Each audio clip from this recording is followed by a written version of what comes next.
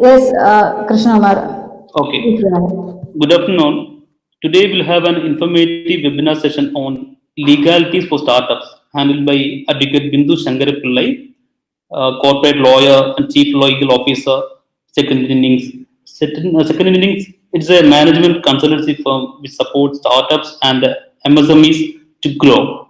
Also, she has 22 years of experience, which includes both courtroom practice and corporate legal experience. Okay, Bindu ma'am, please welcome for such. To your all. Thank you, Krishnamba, for that nice introduction. Hi all. Today's topic, legalities for startup. Actually, it is a very hot topic because it has got direct connection to our business we do. Today, I'll give you some tips about how to run your business legally, or what all are the things you need to take care of while running your business. And here, what I will not do is I will not use any jargons or any confusing legal terms. In simple terms, I want to give you some takeaways so that you can take care of your legal compliances yourself. And even if you need to contact a consultant, keeping these points which we discussed today, you will be able to give a brief to that legal practitioner or your consultants so that you get a better output from them. So that is my aim today. First of all, let's see what kind of attitude we have for legal or the compliance. Are we taking it as a burden? Because in the 22 years of my career as a legal practitioner, in both in corporate law as well as in the court practice, I have heard people ask, "Is there a loophole in the law?"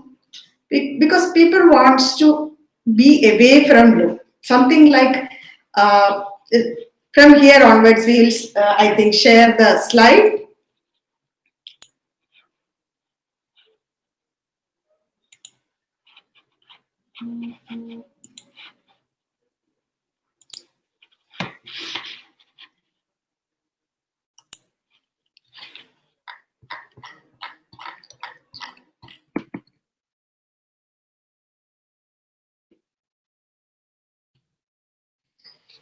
So, are we taking our legal compliances or rules and regulations, or are our attitude towards it like teenagers have for their parents?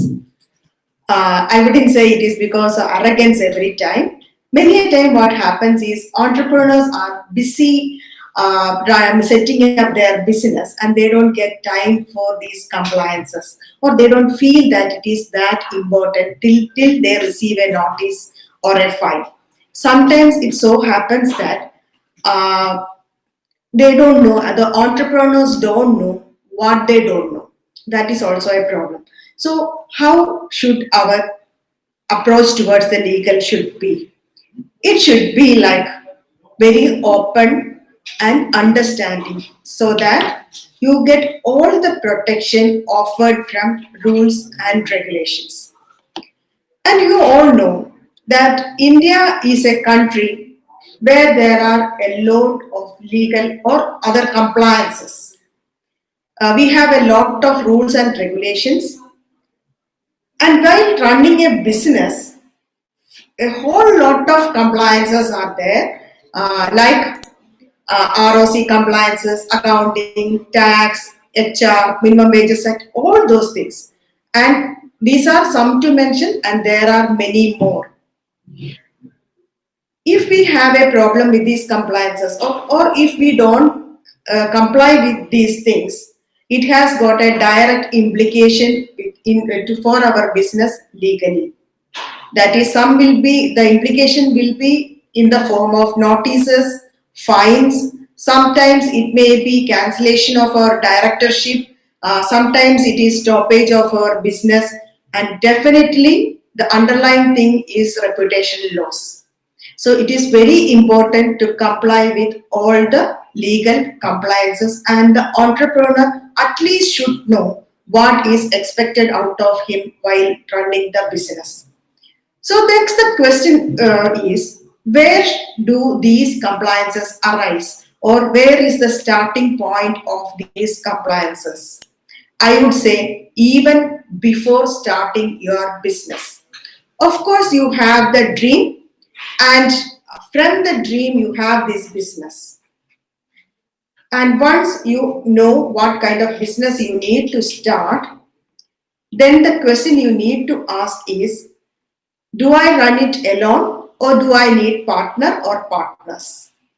So while selecting your partner, you have to take into consideration, first of all, it should not be an emotional decision. And when you consider about a partner, when you select a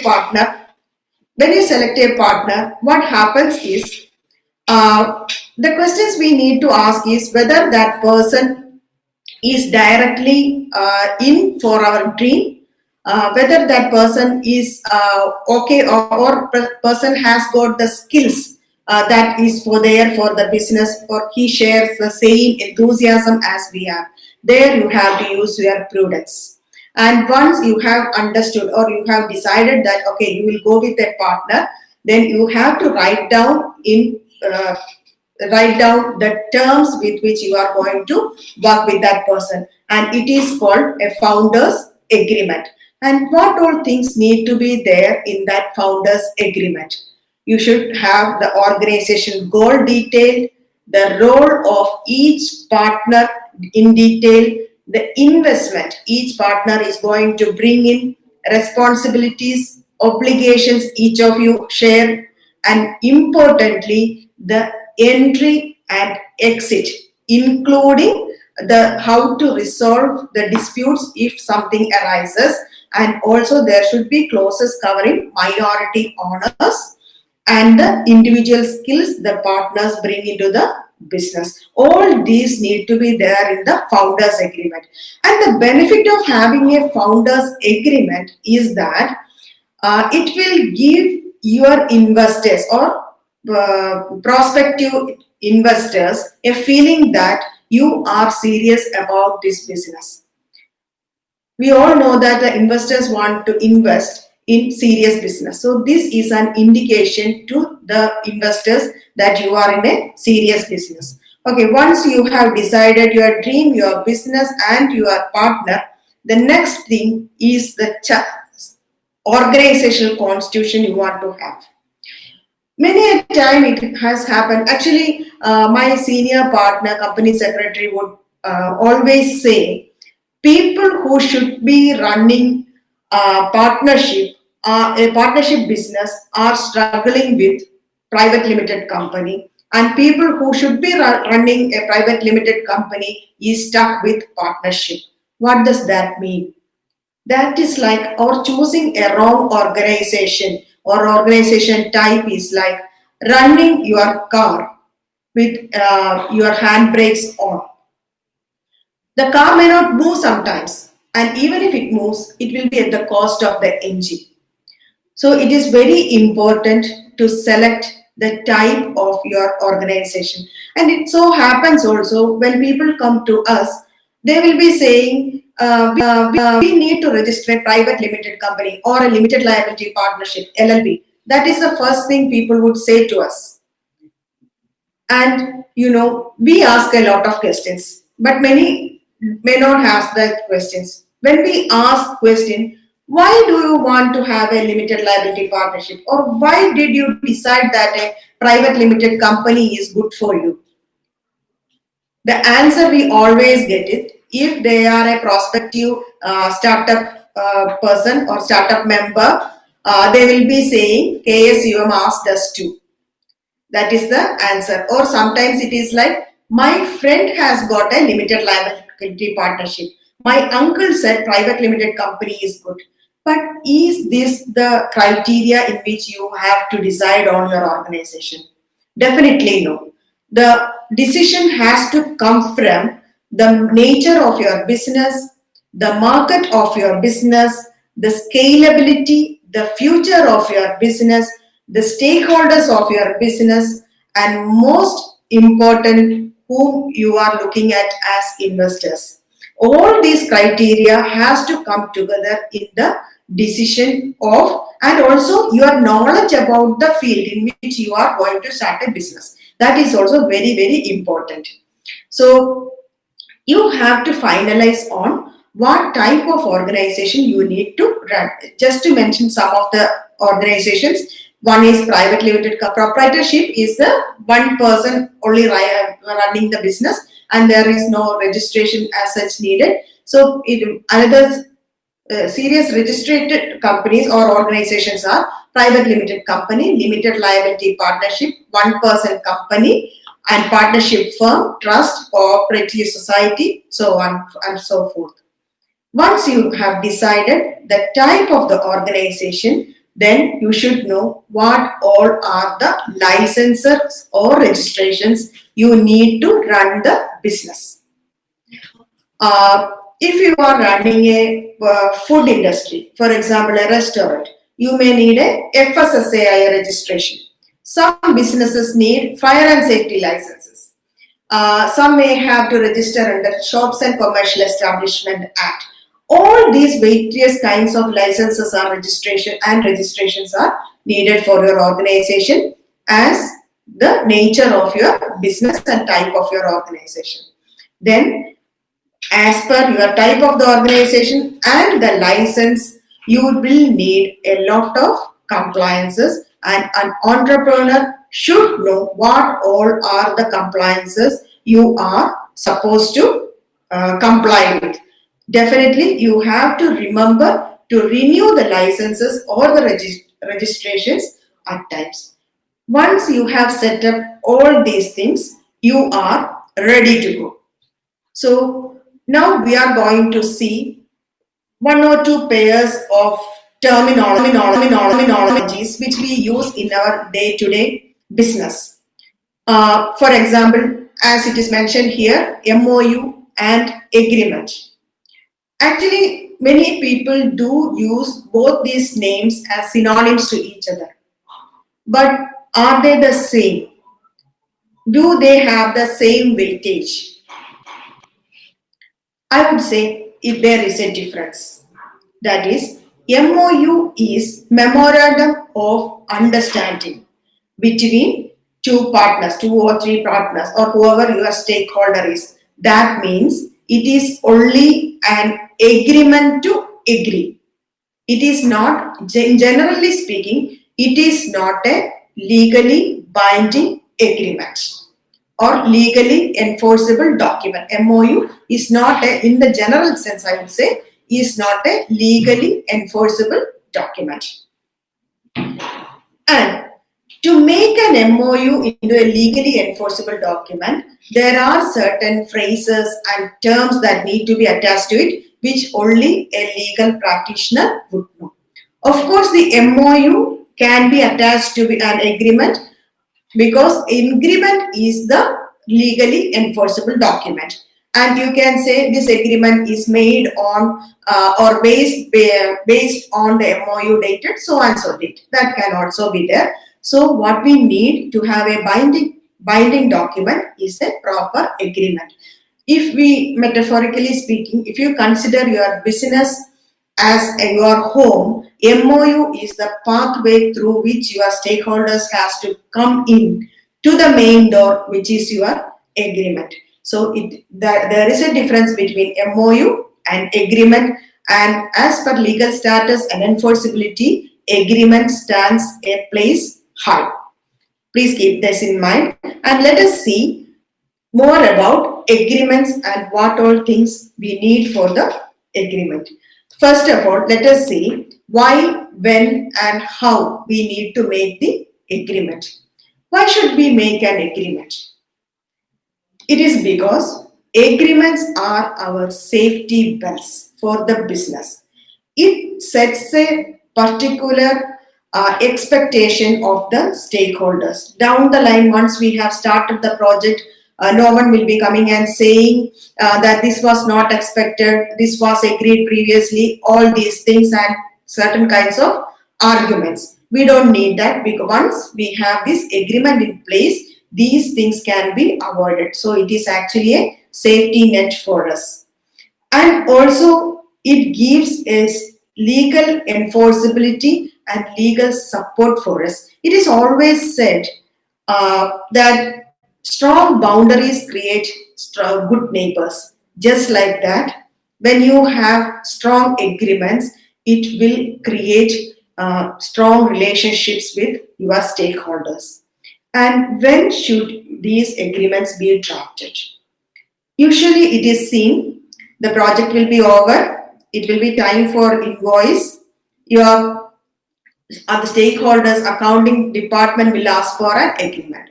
Then people will run to find out or to make the documentation. That is one scenario. Another scenario is while the project is happening, there will be a slight argument or difference of opinion arising.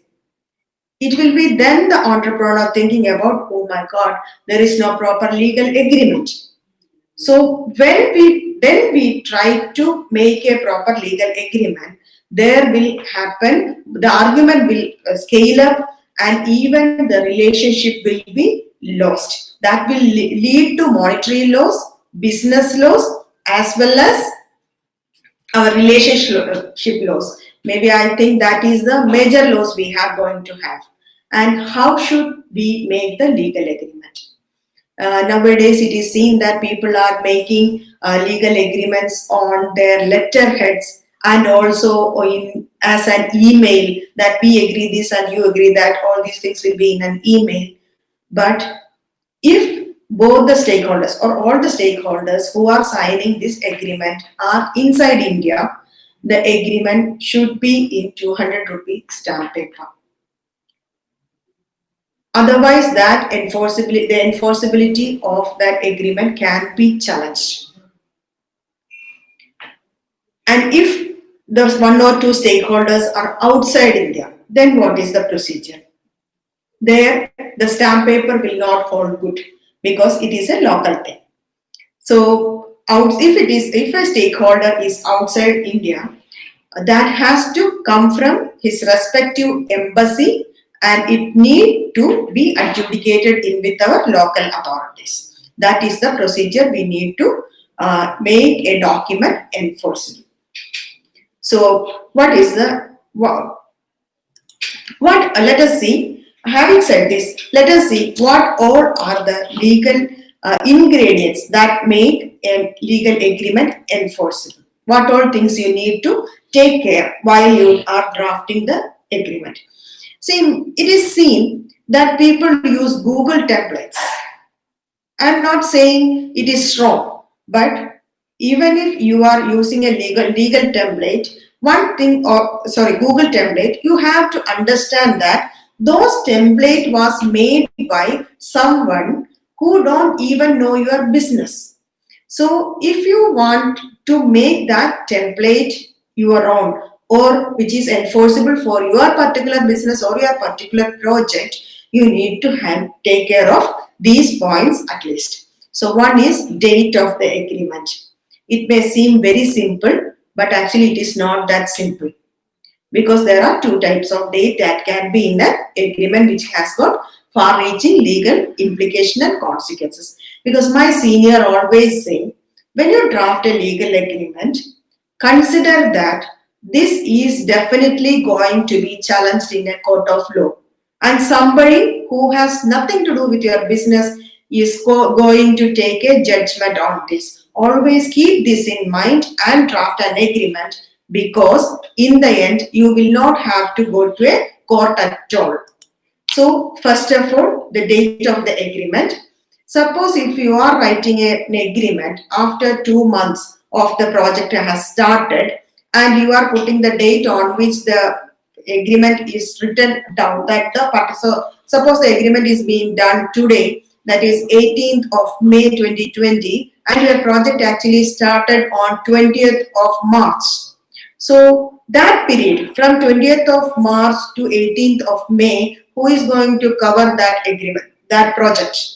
If something goes wrong there, or an argument comes up later, or a dispute comes up later, So the date, even if it is being done on a later date, an effective date covering the real time period of the project has to be there. It can be futuristic or it can be a previous date, no issues. And then comes the address.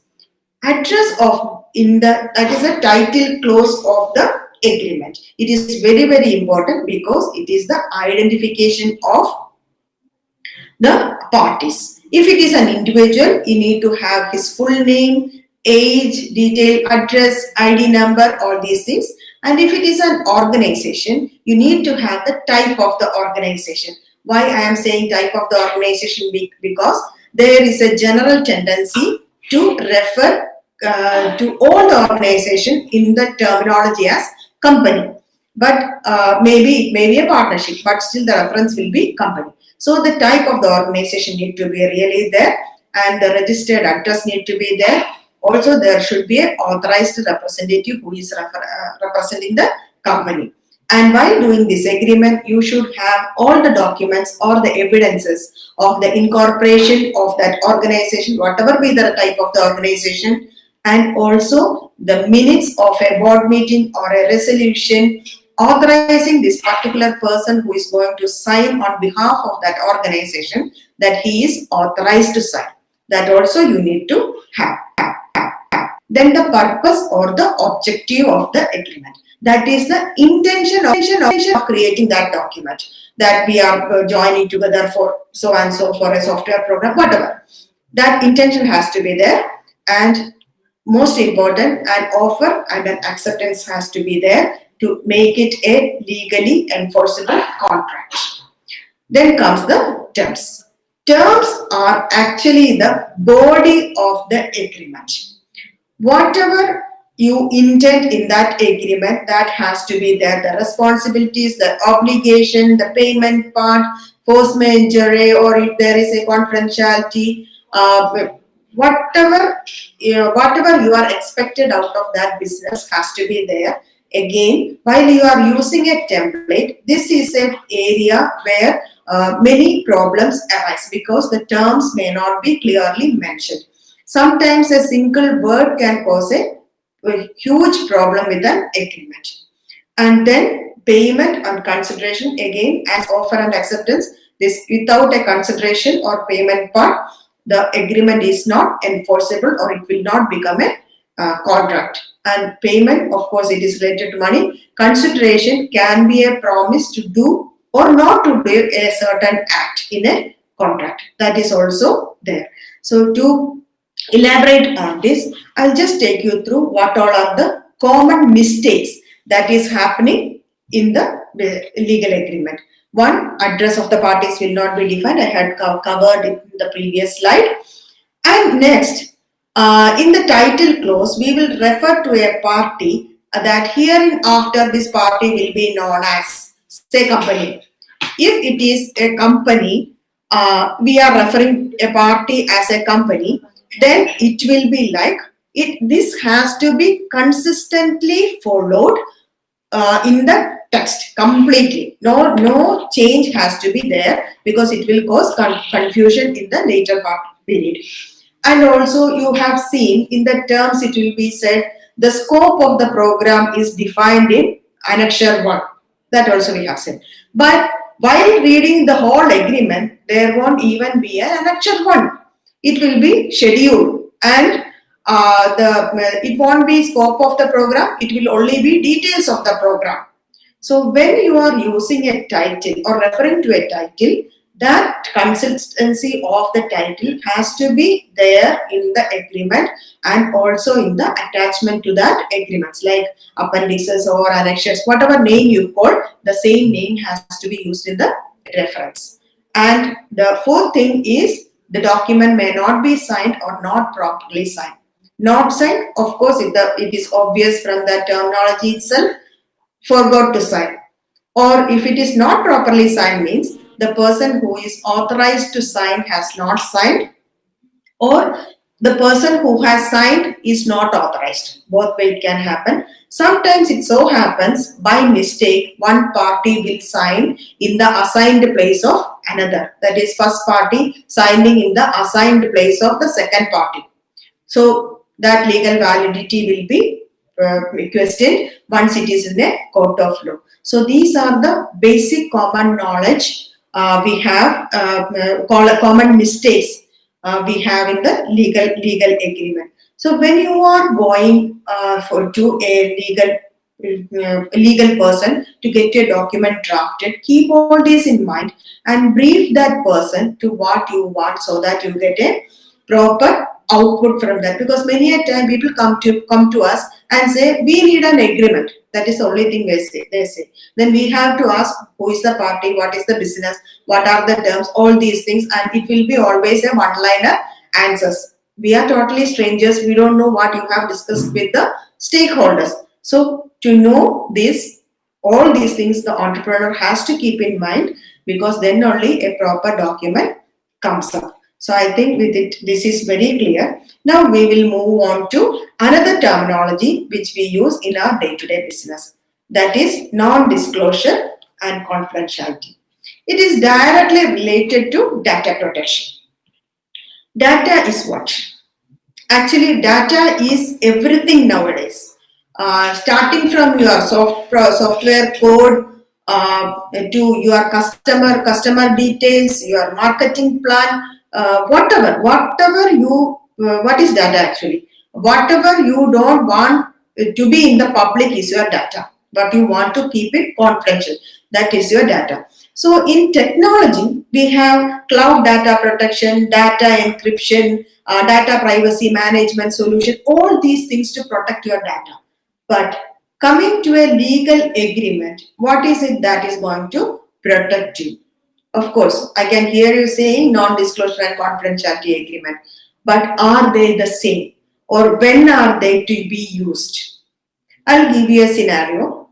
See, I am a budding entrepreneur, or I want to have a software program written. Most of you are from the IT background, that is why I'm saying software program, something, whatever it is, software program written. So I am looking for a good programmer. Suppose I am meeting X, Y, and Z, and I am testing whether they will be able to service me. But in order to know whether they will be good for me, I need to disclose something, at least the basic idea to them. But the risk there is, this software programmer can use my idea to make his own software, or can sell that idea to someone else outside, impacting adversely on my business. So there, before you even open the mouth to this X, Y, or Z, you can enter into a non-disclosure agreement that binding that person that he should not disclose or misuse the data or idea which we are going to share that person. Okay, suppose I have put the non-disclosure agreement, and I have I had a discussion with this X, Y, and Z, and I understood that Y is going to the person who is going to service me. I understood that he is the person for me. So there, to engage that person really into my business, I have to open up my data to me. Whether it be my domain code, it may login IDs, my marketing plan, my customer credential, or my own bank credential, whatever to the business. There I have to draft it or engage a confidentiality agreement with this person, Mr. Y, because that is a strongly binding agreement, and where I am actually passing on my data to that person. So that is the difference between non-disclosure and confidentiality protection. And it is the infringement of data protection agreements, that is non-disclosure as well as confidentiality, is a civil liability, and we can sue a person who infringes our data in a civil court. So now coming to the next session of next part of our session, that is the backbones of our business, our human resource force. So many a time startups or new budding businesses do not take this part very serious. So they don't actually know what are all the things they need to engage with or documentation they need to make with the employees. First of all, we need to have a offer letter sent to that person whom we are going to engage. And what all are the things there should be in the offer letter? There should be a offer date, and it should be in detail mentioned what our business is, the name of our company, the title of the job we are offering that person, job responsibilities, and also the salary, the perks, and the all these things need to be there in the offer letter. The idea behind it, a person while coming to join us should not be taken into surprise. Simple as that. And once the person has received the offer letter, we can also put a tentative joining date also. He or she can sign that offer letter and send it back to us, or send a separate acceptance letter of that offer letter. That is also fine. And once that person is joining us, we need to give an appointment letter. Again, in that appointment letter, we need to mention the offer letter date and also the acceptance date to make it a binding contract. Again, the job title, our company details, his job responsibilities, salary, perks, all these things need to be in the appointment letter. And along with that, we need to have a non-disclosure and confidentiality agreement as per the type of the business you are in, and non-competency agreement, and most importantly, an IPR. I will in detail tell you why we need this.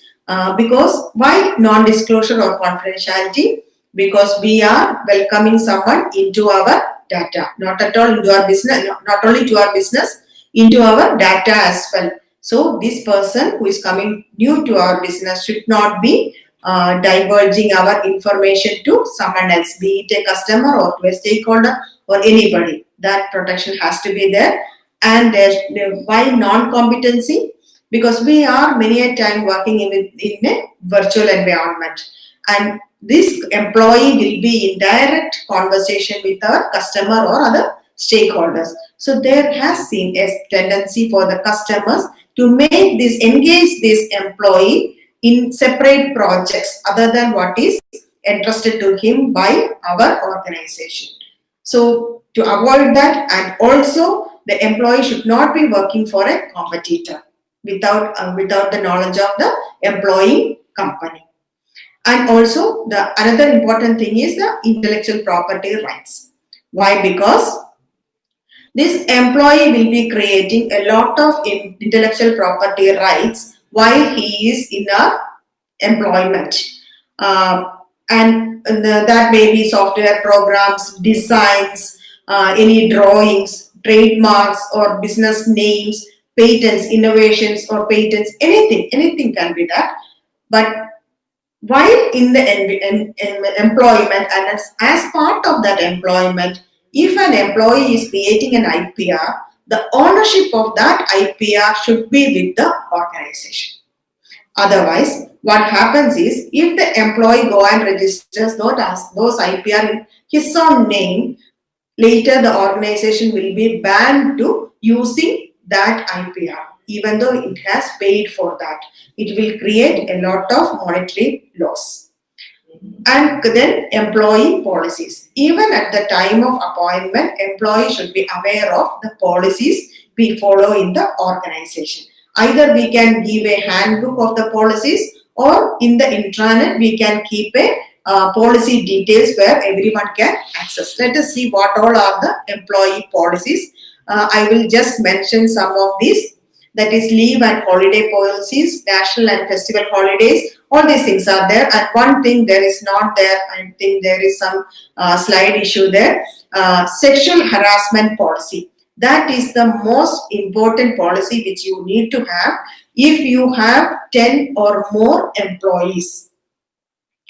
And this itself is a topic for another full session, and if KSU is willing, we can have another session on this. Sexual harassment policy is very important because it is very important nowadays, and that has to be there. And ICC also, that is Internal Complaints Committee, has to be there if you have 10 or more employees. So with that, I think we have covered the major portions or the legal part of it, and I'll come to the go to the IPR session of today's session. IPR session of today's session.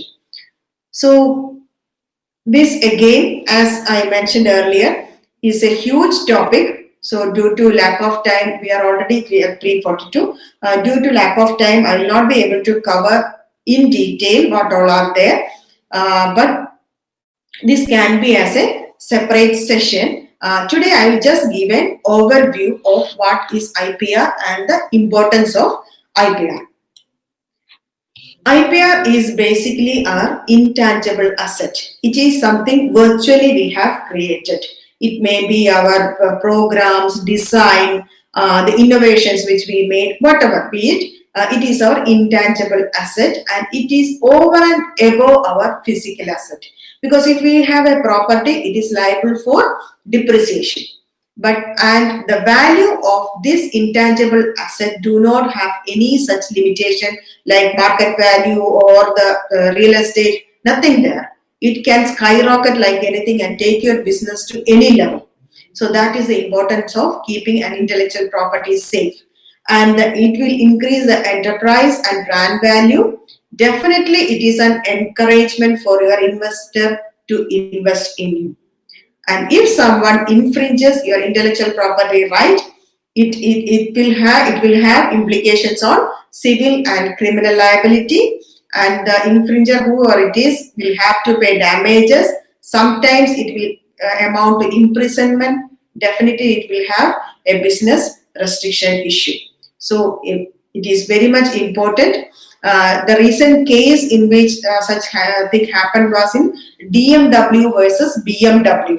That is, DMW is a Delhi company which is owned by Om Balaji India Limited. They have their electronic scooters by the name BMW. BMW actually went to the court saying that it is an infringement on their trademark. And court accepted that and has asked Om Balaji to stop producing their products in the name of DMW. Imagine the cost of marketing or advertisement they have spent on DMW being lost, and also the reputational loss. So let us see what all are the major confusions in IPR. This is something which we face. That is, can I patent my copyrighted trademark? This itself give a clear picture of the confusion people have. Because people do ask, can I patent my brand name? Or can I patent my algorithm? This is a question which always comes up. Now let us see what is what and how we can register it and what is the importance of each. I will just mention certain forms of intellectual property: patent, trademark, copyright. These three you are well versed of, I am sure. And design, geographical indication, and trade secret. Except for this trade secret, everyone else has got a registration procedure. Let us see what a patent is. Patent is actually a grant given from the government for new innovations. Why? Because only innovations can be patented. And certain things are not patentable. That is also I will show you. These things cannot be patented. That is, discoveries, new plant or animal species, commonly known facts, or those things.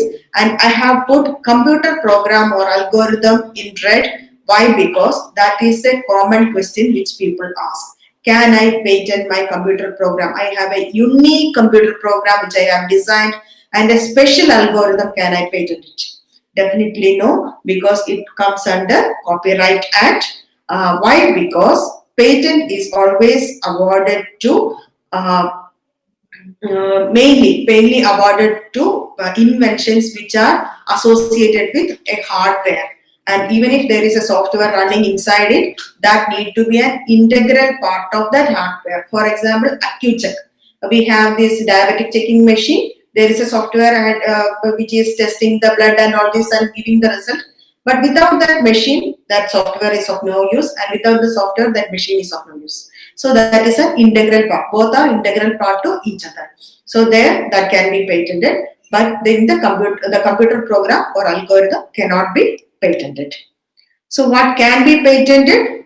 It should be new or novel invention. When we say new, it should not be published anywhere in the world. Even though patent is awarded locally, the publication is searched in and around the world.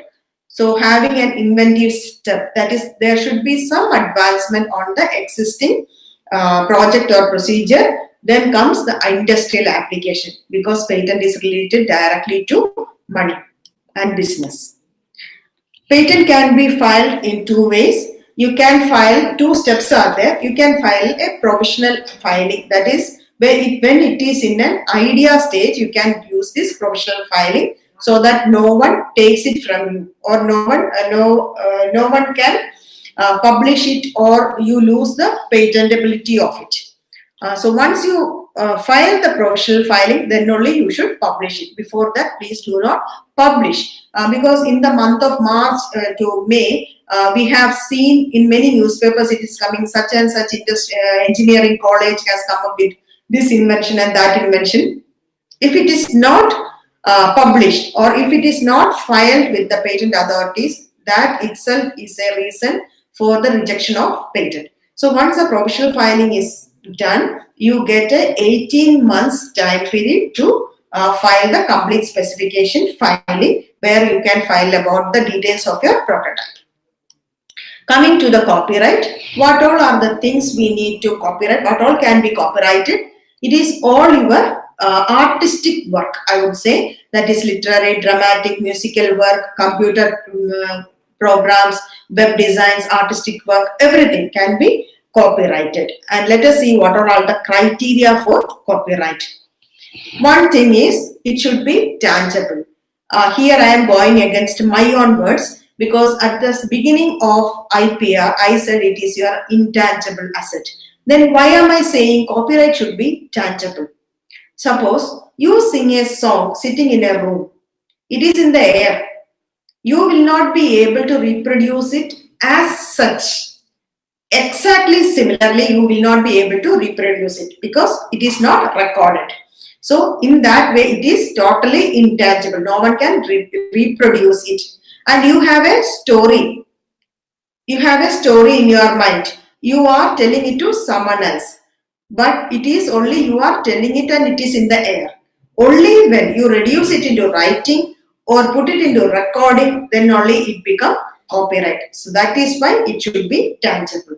And expression of an idea. This is a question many people ask. Uber is a very good business idea and it should be copyrighted. Then why Ola could duplicate it? That is a very good question.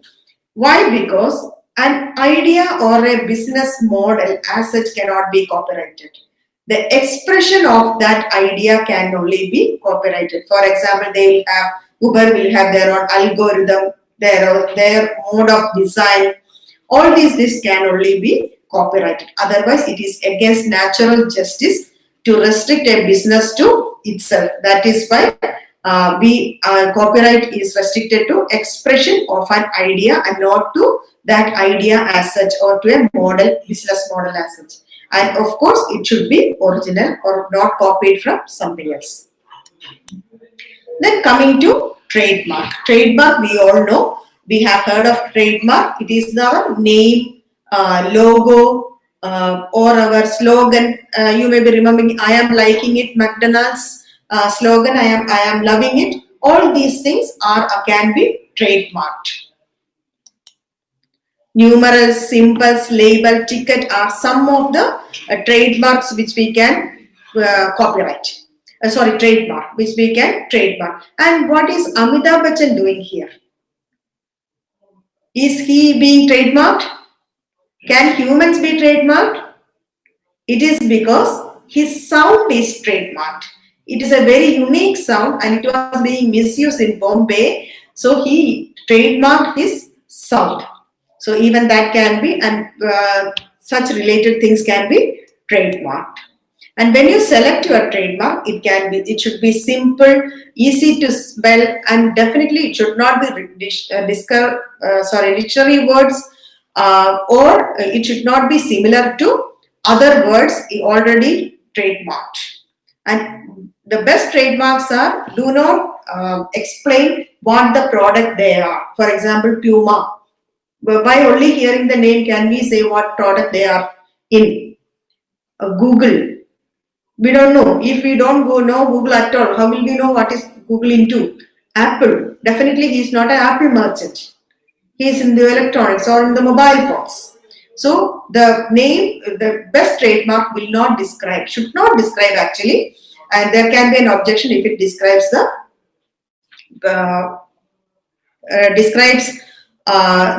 product you are or the service in which you are in.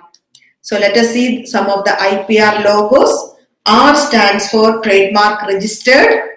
TM, as you all know, stands for trademark in process.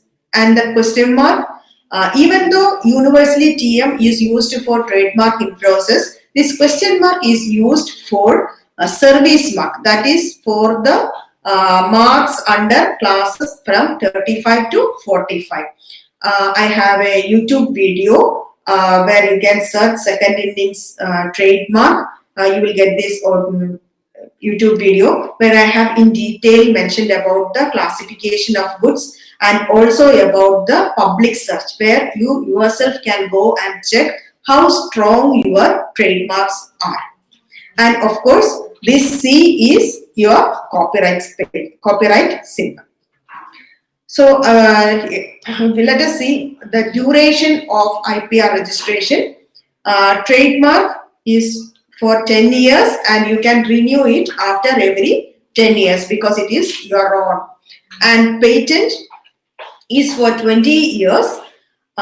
You cannot renew it after 20 years, but the renewal start from the third year of your registration, not registration, third year of your application, filing of the application, even if it is awarded or not. Copyright is for lifetime and plus 60 years of the author. So with this, we have come to the end of this major session, and I want to give you a information. This is only an information. This is not connected with legal.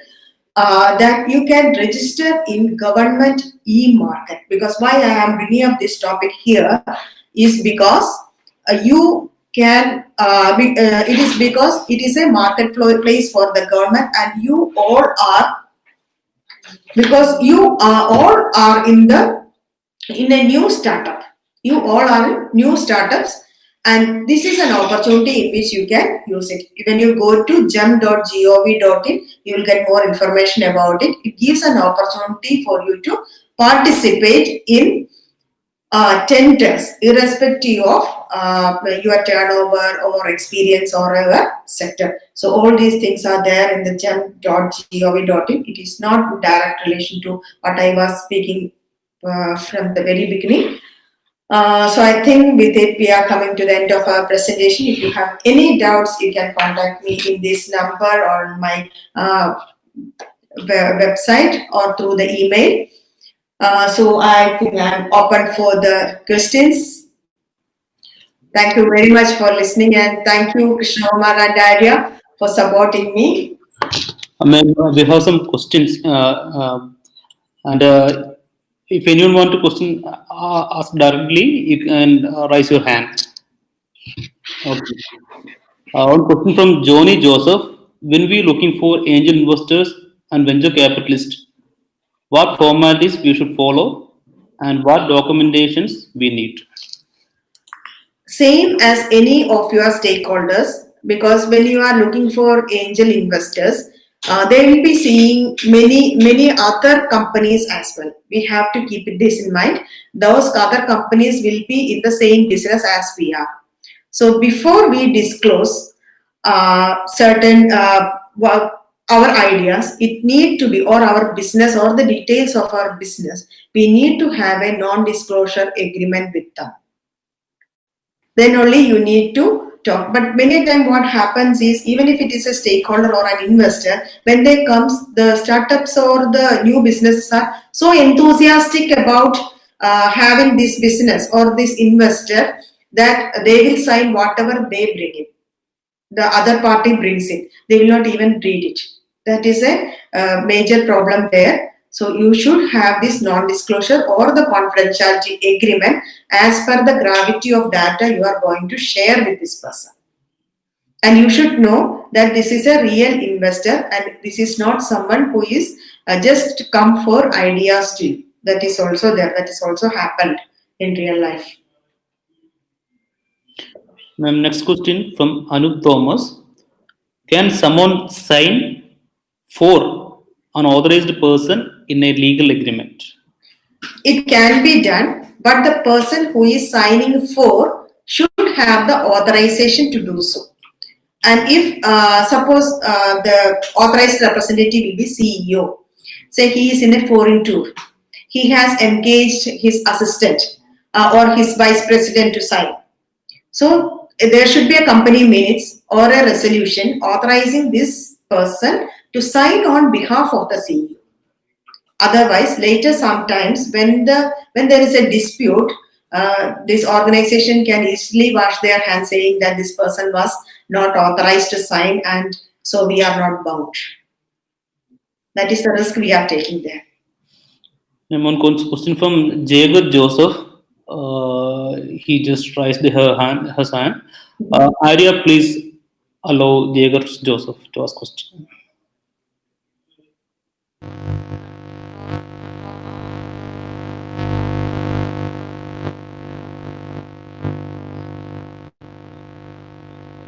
I think technical problem is there. Arya, please. I was not able to hear. Okay. Next question from Rainy Korean. Okay. For marketing my products, what type of document needed with the marketing firm? That question is not clear. But are you trying to engage a marketing firm? If it is, if you are endorsing someone else to market your product for you, then the IPR rights need to be protected, and also the ownership of the actual product should be there, and there should be a clause saying that the product should not be tampered with. Whatever you are giving, it need to be there, and it depends on the nature of the business, and that is something which we need to take separately. Because your nature of the business and the product, if it is a service, what all conditions are there, need to be restricted. All these things we need to discuss actually. Next question from Unais N. How should be my company to get the complete advantages of startup mission? I think this question to startup mission. Yes. Mr. Unais, you have to take DPIIT recognition from Startup India after completing your legal formalities for your company. Then only you have to get KSM unique ID, Kerala Startup Mission unique ID through a Kerala Startup Mission website. Then you can avail all the benefits of Kerala Startup Mission. Now, next question from Delvin KL. Is there any common format for all these documents, and from where we can access it? That is what I was saying. There are a lot of templates available, but there is no common format for a business because each business and each format is different, or each project is different for a business. Sometimes we may have a same stakeholder and we will be running multiple projects with that stakeholder, and each project will be different. What happens is we will run with one agreement, but later if something else goes wrong in a different project, we will end up with no document at all in hand. In that circumstance, what we can do is we can have a master agreement with these particular stakeholders whom we are running different projects, and separate addendums or separate purchase orders or POs for separate projects, where the common terms are covered in the master service agreement. But it is always better not to go with templates. Even if you are going with templates, you have to be very prudent and very cautious in using it, because the templates will be used for something else. The purpose will not be served if you are using a template. As such, I would say as such, you have to take care of everything. The terms has to be read very closely. And first of all, you should not sign something which someone gives without reading it. That is something very important. And the template will be prepared for some other purpose. It may not suit us. Ramakant, CEO of Nova Info Solutions, requested for mic access. Arya, please allow.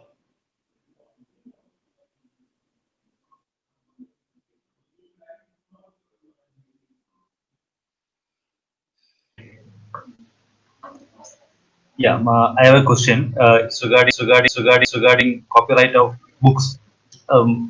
Publishers are carrying the copyright, and after the time period, how long will it take for it to go to the public domain to be free available?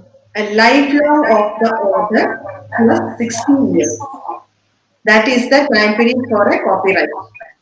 If I am writing a book and I am copyrighted it till I die plus 60 years, then only it will go to the public domain.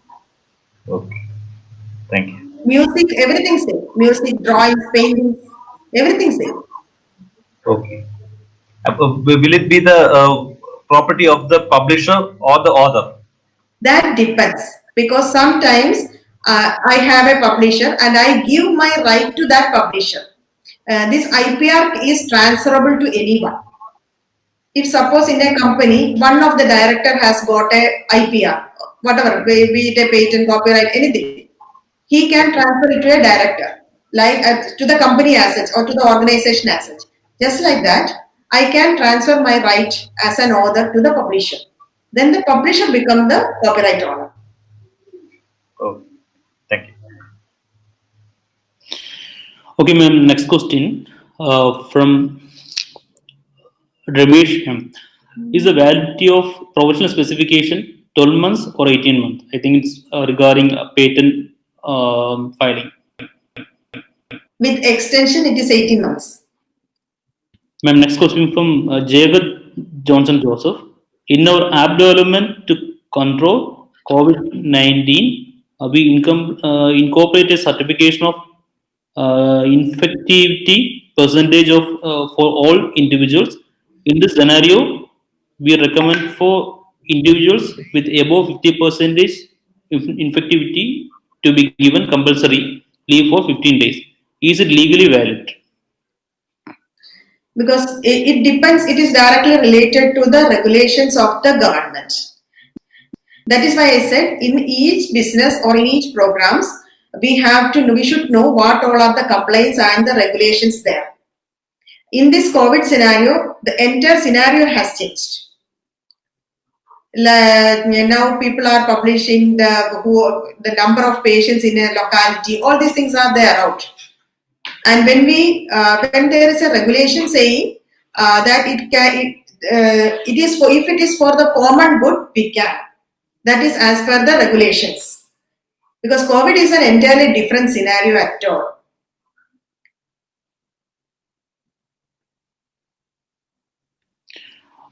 Okay, ma'am. A question from Ashwin P. Shaji. Should I register my company as an OPC or proprietorship if I am expecting or applying for an investment from an angel investor or venture capitalist? Depends again on the market in which you are in, the product or services you are going to give, and your plan to bring in investments, and your efficiency and your capacity, that is monetary as well as effort-wise capacity to follow the compliances, and also your scalability. It depends. We need to know in detail what all these things are. Then only we can say whether it can be an OPC or a private limited company, or whether it can only be a partnership. All these things, and also whom you are looking for angel investment. May Mr. Anup Thambi would like to ask question directly. You also raising your hand. Good evening, ma'am. This is Anup.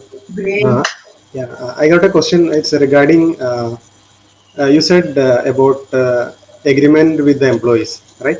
Okay. Yeah, so I just wanted to ask, like, ours is a small firm. Mostly we employ the freshers during the initial phase.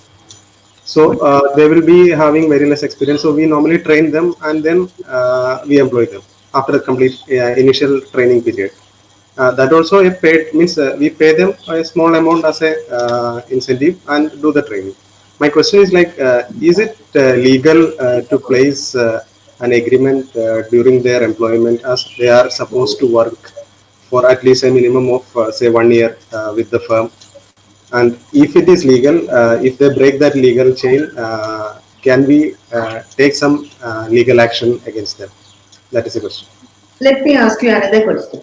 Yeah, tell me. Suppose this person is working with you and Okay. there happens a legal issue. For example, Okay. a data theft. Okay. How are you going to prove that this person was working with you? No, there is an offer letter, placement letter, everything is given to them. Okay. We take a signed document from them. I am asking. Okay, you can show that this person is under contract for Okay. this till he is made Okay. permanent. Okay. The offer letter shows all those things, whether Yeah, it is a permanent, whether it is not only for permanent employment. We are giving this offer letter and appointment letter. It's for every category of employment we need to have this. Yeah, all those things are given and they have signed it also. But my next question is, if they break this, like, see, I said that they should work for 1 year, but after 3 months of the initial training, they says, I want to go. Means we have not taken any certificate or that is not right also. No? So at that time, the person says, I want to leave now. So, and that person, he leaves. So all the efforts of that 3 months, plus the salary we paid, everything gone. So, is there any way to so that I can say that this is legal? You have a valid contract there, Yes, but I have. in the employment scenario, courts have always taken a view that employer can always find new employees, but the right of an employee to work somewhere is directly related to his fundamental right. Okay. So he should be allowed to leave. That is, Leave. and if you want, you can have that 1 month salary from that person or Okay. as your agreement, but the person has to be allowed to leave. Leave. You don't want to work with you, and normal man is compelled to know. That is, Okay. there are many decisions Yes, based yes. on that, many decisions. Okay. And Thank even you. for the training, so we have contract, all these things. Yeah. Okay. Thank you. Thank you. Thank you. Ma'am, I expected to close the session. Time is over. That's why I'm asking on last one question. I would like to know this question from Anand Vishwanath. I would like to know the credibility of signature on agreements signed through online signing applications. First of all, the enforceability of an online signing applications are under question. We will have to prove that it is enforceable, first of all, and you need to have this kind of evidences with you so that this person is signed, this person is authorized to sign. And when we have such evidences and the same signature or the digital signature is there, digital signature is enforceable actually, is on there on the signature, then the onus of proof will be on the other person that he has not signed. But even though it was, suppose it was his employee who signed using his digital signature, that the responsibility will be shifted to that other person who signs, because it is his responsibility to keep his signature safe. So we need to have that authorization letter authorizing that person to sign. Okay, ma'am. Thank you, ma'am, for the good insights and participants. All the very best for the new endeavors in your startup journey. All the best. Thank you very much and all the best to you all. Thanks a lot.